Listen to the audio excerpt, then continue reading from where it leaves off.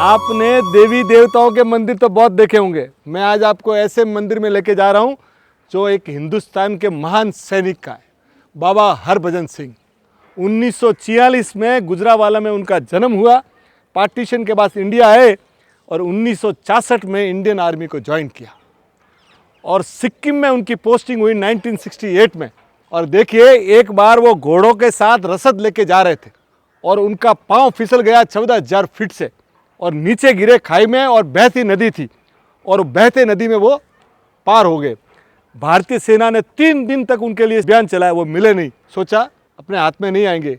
उनका एक दोस्त था प्रीतम सिंह। रात को प्रीतम सिंह के सपने में आए बाबा हरभजन सिंह और बोला कि मेरी लाश वहाँ पड़ी और मेरी राइफल वहाँ पड़ी है। और वो सब सचेत रह गए कि ये क्या बात है कि सपने में बात आनी और ये सब चीज़ें, उनको विश्वास नहीं हुआ।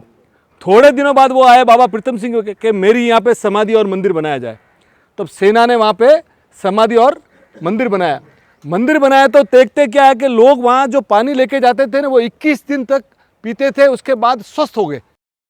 अब क्या हुआ कि बाबा हरभजन सिंह क्या करते थे कि वो रोज़ रात को कहीं भी चीनी लोग घुसपैठ कर रहे हैं, कहीं भी तंबू गाड़ रहे हैं, तो अपने सेनाओं के जवानों के सपने में आके बोलते थे कि कल सुबह वहाँ जाना, वहाँ पे घुसपैठ हो रही है, परसों वहाँ पे तंबू लग रहा है। अभी वहाँ के जो बड़े अधिकारी थे ना, वो भी ताज्जुब किए।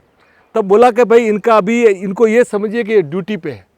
तो उनको शहीद होने के बाद वो पहले व्यक्ति है जिनका प्रमोशन जारी रखा, यानी ही वॉज ऑन टेक। अब सोचिए उनको।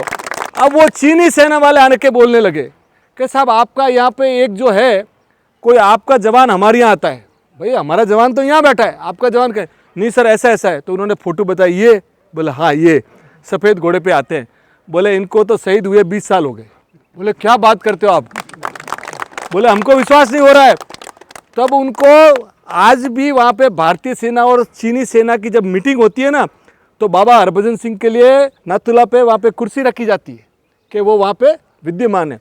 और उनके मंदिर में बाकायदा एक रूम बनाया गया और 3 जवानों की पोस्टिंग की गई है।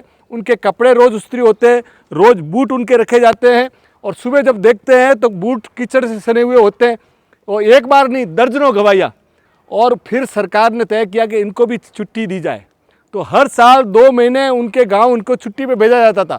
सितंबर से नवंबर 3 जवान उनके साथ जाते थे और वापस लाते थे।